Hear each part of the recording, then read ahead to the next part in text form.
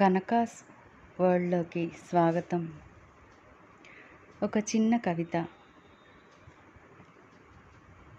వెన్నెల మాట్లాడినట్లుంటుంది నీ మాట, సెలయేరు పురివిప్పినట్లు ఉంటుంది నీ ఊహ, పుప్పొడి పలకరించినట్లు ఉంటుంది నీ పిలుపు, మహనీయుడు మంత్రపుష్పం చదివినట్లు ఉంటుంది నీ నవ్వు.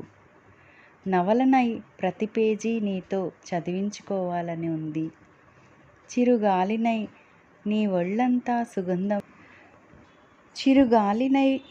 ఒళ్ళంతా సుగంధం నింపాలని ఉంది. నీ మనసంతా నేనై నిండాలని ఉంది. రెండు హృదయాల స్పందన ఒకటై వేణురాగాల సరాగంలో మురవాలని ఉంది. నేను ఒంటరి కాదు, నీవు తోడుండగా ఒంటరి క్షణాలు లేవు, నీవు నాకుండగా ఒంటరి క్షణమేలా. వెన్నెల మాట్లాడినట్లుంది నీ మాట, సెలయేరు పురివిప్పినట్లు ఉంది నీ ఊహ,